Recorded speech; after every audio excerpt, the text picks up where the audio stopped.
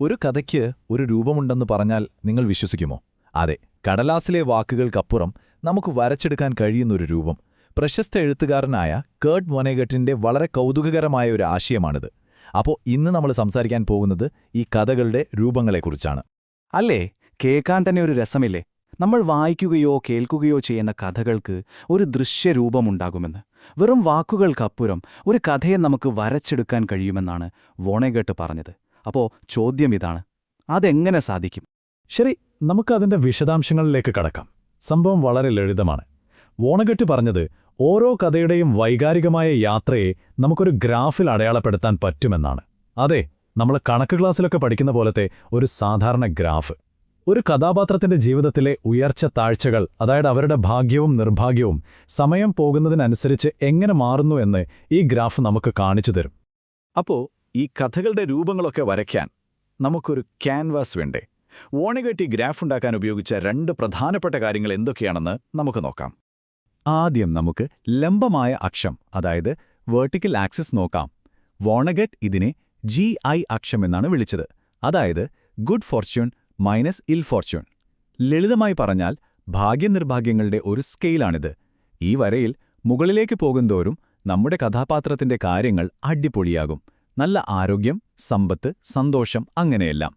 ഇനി താഴേക്കാണെങ്കിലോ അവിടെയാണ് അസുഖം, ദാരിദ്ര്യം, കഷ്ടപ്പാടുകളൊക്കെ വരുന്നത്. അടുത്തത് തിരശ്ചീനമായ അക്ഷം, അതായത് ഹൊറിസോണ്ടൽ ആക്സിസ്. ഇത് വളരെ സിമ്പിളാണ്. BE അക്ഷം, അതായത് ബിഗിനിംഗ് മുതൽ എൻഡ് വരെ.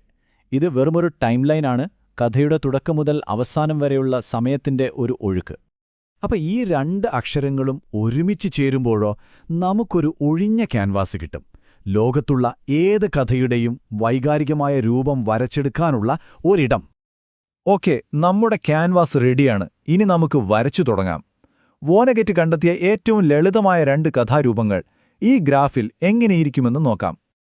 ആദ്യത്തേത് വളരെ സാധാരണയായി നമ്മൾ കാണുന്ന പക്ഷേ വളരെ ശക്തമായ ഒരു രൂപമാണ്. വൊനെഗട്ട് അതിനെ വിളിച്ചത് കുഴിയിൽ വീണ മനുഷ്യൻ എന്നാണ്. ഈ പേര് അക്ഷരാർത്ഥത്തിൽ എടുക്കണ്ട കേട്ടോ, അതൊരു തരം കഥയെ സൂചിപ്പിക്കാൻ ഉപയോഗിക്കുന്ന ഒരു പേര് മാത്രമാണ്. അപ്പോ കഥ തുടങ്ങുന്നത് കുഴപ്പമില്ലാതെ ജീവിച്ചു പോകുന്ന ഒരാളിൽ നിന്നാണ്. ഒരു ശരാശരി ജീവിതം. പെട്ടെന്ന് ദാ വരുന്നൊരു പ്രശ്നം. അയാളൊരു കുഴപ്പത്തിൽ ചെന്നു ചാടുന്നു. അപ്പോൾ ഗ്രാഫിൽ എന്ത് സംഭവിക്കും? ആ വര നേരെ താഴേക്ക് ഒരു പോക്കാണ്. കണ്ടില്ലേ? ഇതിനെയാണ് വൊനെഗട്ട് കുഴിയിൽ വീഴുക എന്ന് പറയുന്നത്. പക്ഷേ കഥ അവിടെ തീരുന്നില്ല. നമ്മുടെ കഥാപാത്രം ആ പ്രശ്നത്തിൽ നിന്ന് എങ്ങനെയെങ്കിലും ഒരു വഴി കണ്ടെത്തി പുറത്തുവരുന്നു. അപ്പോൾ ഗ്രാഫിലെ വരയ്ക്ക് എന്ത് സംഭവിക്കുമെന്ന് നോക്കൂ. അത് വീണ്ടും മുകളിലേക്ക് കുതിച്ചുയരുന്നു. പലപ്പോഴും തുടങ്ങിയതിനേക്കാൾ നല്ലൊരു നിലയിലേക്കാണ് എത്തുന്നത്. മുൻപത്തേക്കാൾ മെച്ചപ്പെട്ടൊരവസ്ഥ. വൊനെഗട്ട് പറഞ്ഞതുപോലെ തന്നെ ഈ കഥ ആളുകൾക്കൊരിക്കലും മടുക്കില്ല. കാരണമെന്താ? പ്രതിസന്ധികളെയൊക്കെ തരണം ചെയ്ത് വിജയിക്കുന്ന കഥകൾ നമുക്കെല്ലാവർക്കും ഒരു പ്രതീക്ഷ തരുന്ന ഒന്നല്ലേ? ശരി, ഇനി അടുത്ത രൂപം. ഇതിന്റെ പേര് ബോയ് ഗെറ്റ്സ് ഗേൾ എന്നാണ്. ഇതും അതുപോലെ തന്നെ ഓർക്കാൻ എളുപ്പമുള്ളൊരു പേര് മാത്രം. അക്ഷരാർത്ഥത്തിൽ ഒരു കാമുകൻ കാമുകിയെ നേടുന്നതിനെക്കുറിച്ചാകണമെന്നില്ല. ഈ കഥയുടെ തുടക്കം എങ്ങനെയാണെന്ന് വെച്ചാൽ, ഒരു സാധാരണ ദിവസം നമ്മുടെ കഥാപാത്രത്തിന് തികച്ചും അപ്രതീക്ഷിതമായി ഗംഭീരമായ എന്തോ ഒന്ന് കിട്ടുന്നു. അതൊരു പ്രണയമാകാം, അല്ലെങ്കിൽ ഒരു ജോലിയിലെ സ്ഥാനകയറ്റമാകാം, എന്തുമാകാം. അപ്പോൾ തന്നെ ഗ്രാഫിൽ അവരുടെ ഭാഗ്യം മുകളിലേക്ക് കുതിക്കുന്നത് കാണാം. പക്ഷേ പെട്ടെന്നൊരു തിരിച്ചടി. അവർക്ക് കിട്ടിയ ആ സന്തോഷം നഷ്ടപ്പെടുന്നു. കഥയിലെ ഈയൊരു നിമിഷത്തെ വിവരിക്കാൻ വൊനെഗട്ട് ഉപയോഗിച്ച വാക്ക് കേട്ടാൽ നിങ്ങൾ ചിരിക്കും. ഓ, നാശം പിടിക്കാൻ. പേടിക്കണ്ട, ഈ കഥയ്ക്കും ഒരു ശുഭപര്യവസാനമുണ്ട്. അവർക്ക് നഷ്ടപ്പെട്ടത് തിരികെ കിട്ടുന്നു. മിക്കവാറും ഇത്തവണ അത് എന്നേക്കുമായിട്ടായിരിക്കും. അങ്ങനെ കഥയുടെ അവസാനം ഗ്രാഫ് വീണ്ടും മുകളിലേക്ക് പോയി നല്ലൊരു നിലയിൽ അവസാനിക്കുന്നു. ശരി, അപ്പോൾ നമ്മൾ കുറച്ച് ലളിതമായ രൂപങ്ങളൊക്കെ കണ്ടു. പക്ഷേ ഇനി നമ്മൾ കാണാൻ പോകുന്നത് ഒരുപക്ഷെ നമ്മുടെ സംസ്കാരത്തിലെ തന്നെ ഏറ്റവും സങ്കീർണവും അതേസമയം ഏറ്റവും പ്രശസ്തവുമായ ഒരു കഥയുടെ രൂപമാണ്. ഏതാണെന്ന് വല്ല ഊഹവുമുണ്ടോ? ഈ കഥ വീണ്ടും വീണ്ടും പറയുമ്പോഴെല്ലാം കോടിക്കണക്കിനു പണമാണ് ആളുകൾ ഉണ്ടാക്കുന്നത്. അത്രയ്ക്ക് പവർഫുള്ളാണ് ഈ കഥ. അതെ, അത് സിൻഡ്രല്ലയുടെ കഥയാണ്. അപ്പോ സിൻഡ്രല്ലയുടെ ജീവിതത്തിലെ ആ റോളർ കോസ്റ്റർ പോലെയുള്ള യാത്ര ഈ ഗ്രാഫിലെ എങ്ങനെയാണ് പോകുന്നതെന്ന് നമുക്ക് നോക്കാം. ശരി, സിൻഡ്രല്ലയുടെ ഗ്രാഫ് ഒരു സംഭവമാണ്. നമുക്ക് ഓരോന്നായി നോക്കാം. കഥ തുടങ്ങുന്നത് എവിടെയാണെന്ന് നോക്കൂ. ഗ്രാഫിന്റെ ഏറ്റവും താഴെ, കട്ട നിർഭാഗ്യത്തിൽ.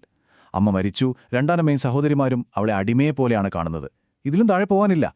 പെട്ടെന്ന് ദാ വരുന്നു ഫെയറി ഗോഡ് മദർ. ഗ്രാഫ് ഒറ്റയടിക്ക് മുകളിലേക്കൊരു കുതിപ്പാണ്. അവൾക്ക് നല്ല വസ്ത്രം കിട്ടുന്നു, രഥം കിട്ടുന്നു, രാജകൊട്ടാരത്തിൽ പോകാൻ അവസരം കിട്ടുന്നു. അവിടെ രാജകുമാരനൊപ്പം നൃത്തം ചെയ്യുമ്പോൾ അവൾ സന്തോഷത്തിന്റെ പാരമ്യത്തിലാണ്. പക്ഷെ അവിടെ ഗ്രാഫ് ഏകദേശം ഒരു നേർരേഖ പോലെ പോകുന്നു കണ്ടോ? ഓണികെട്ട് തമാശയായി പറയും ആ ഭാഗം ഭയങ്കര ബോറിംഗ് ആണെന്ന്. കാരണം അവിടെ വലിയ നാടകീയതയൊന്നുമില്ല, സന്തോഷം മാത്രം. പിന്നെ 12 മണി അടിക്കുന്നു, എല്ലാം തീർന്നു. ഗ്രാഫ് കുത്തനെ താഴേക്ക് വീഴുന്നു. പക്ഷേ ഇവിടെയാണ് ഏറ്റവും പ്രധാനപ്പെട്ട കാര്യം. അത് തുടങ്ങിയ അത്രയും താഴേക്ക് പോകുന്നില്ല. കാരണം എന്താ? ആ നൃത്തത്തിന്റെ ഓർമ്മ അവളുടെ കൂടെയുണ്ട്. അതവളെ മുൻപത്തേക്കാൾ അല്പം മെച്ചപ്പെട്ടൊരവസ്ഥയിൽ നിർത്തുന്നു. അതൊരു പുതിയ സാധാരണ ജീവിതമാണ്. എന്നിട്ട് അവസാനം രാജകുമാരൻ ആ ഗ്ലാസ് ചെരുപ്പുമായി എട്ടുമ്പോൾ എന്ത് സംഭവിക്കുന്നു? ഗ്രാഫ് നേരെ മുകളിലേക്കൊരു പോക്കാണ്, ചാട്ടിൽ നിന്നും പുറത്തേക്ക്. അതെ, വോനഗറ്റിന്റെ വാക്കുകൾ കടമെടുത്താൽ അവൾ അളവുകൾക്കപ്പുറമുള്ള സന്തോഷം നേടി. അതൊരു സാധാരണ സന്തോഷകരമായ അവസാനമല്ല. നമ്മൾ അളക്കാനുപയോഗിക്കുന്ന ഈ ഗ്രാഫിനെ തന്നെ ഭേദിച്ചു പോകുന്ന ഒരു ക്ലൈമാക്സ് ആണത്. അപ്പം നമ്മൾ ഈ രൂപങ്ങളൊക്കെ കണ്ടു. പക്ഷെ ഇതിനെന്തിനാ ഇത്ര പ്രാധാന്യം കൊടുക്കുന്നത്? എന്താണ് ഈ രൂപങ്ങളുടെയൊക്കെ ശക്തി? കാരണം ഈ രൂപങ്ങൾ വെറുമൊരു വരകളല്ല, നമ്മളെ കഥകളുമായി വൈകാരികമായി അടുപ്പിക്കുന്ന അടിസ്ഥാന ഘടകങ്ങളാണവ. ആ വീഴ്ചകളും ഉയർച്ചകളും പ്രതീക്ഷകളുമാണ് നമ്മളൊരു സിനിമ കാണുമ്പോഴോ പുസ്തകം വായിക്കുമ്പോഴോ നമ്മളിൽ എന്തെങ്കിലും ഒരു അനുഭൂതി ഉണ്ടാക്കുന്നത്. മനുഷ്യന്റെ അനുഭവങ്ങളെ ഒരു ഗ്രാഫിൽ വരച്ചു വെച്ചതുപോലെയാണത്.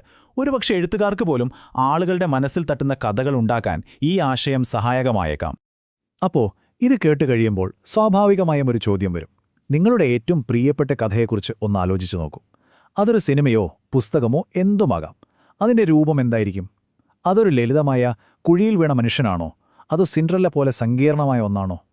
നമ്മൾ ഇഷ്ടപ്പെടുന്ന കഥകളെ ഈയൊരു പുതിയ കണ്ണിലൂടെ നോക്കിക്കാണുന്നത് തന്നെ ഒരു രസമുള്ള കാര്യമല്ലേ?